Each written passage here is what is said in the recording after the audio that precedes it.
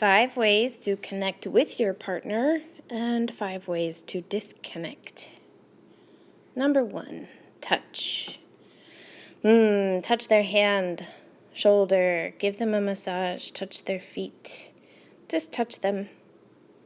Number 2, match breathing. This can be done when you're laying down or sleeping. If your partner is resting, listen to them, and as they breathe in, you breathe in. And as they breathe out, you breathe out. Do this 3 or 4 times. Number 3, do something together. Come on, get out there.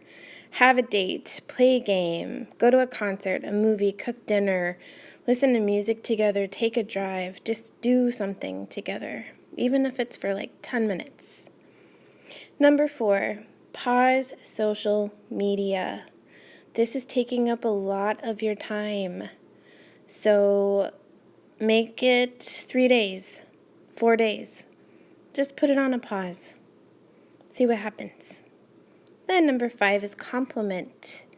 You can do this in so many ways. It can be in person, a text message, a voicemail, in person. If you really love their smile, tell them. Maybe their hair looks good that day. Tell them. Just compliment something about your partner.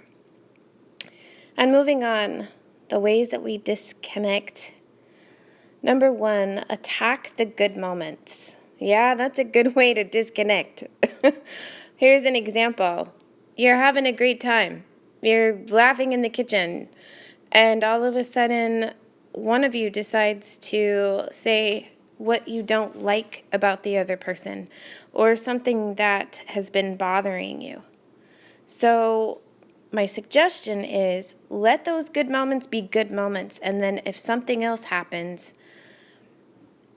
you have an opportunity to say, at another time, I'd really like to discuss some things that have been bothering me. Number 2, compare to others.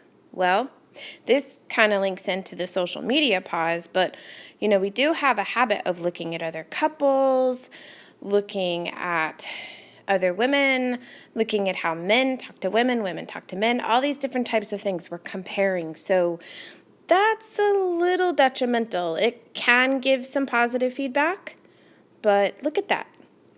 And number 3, love the negative. What in the heck does that mean? Well, we do. We wind up loving the negative in our partners more than we realize. And this is something to compare it to. If you're loving the love in that person, it's a lot different than you loving the negative in that person. This can happen in a partnership, a relationship, your children. Just look at how much attention you're giving the negative versus the positive. All right, so number 4, comparing to the past. He used to, she used to, we used to. All those different things. It's just kind of not allowing the relationship to grow. And when we're in partnership, we do have tendencies to bring out issues. And that's okay. And we're not going to be the same people we were when we first met. So watch and be mindful for how much you're comparing yourself to the past. And number 5, this one's so big. Using them against them. Here's another example.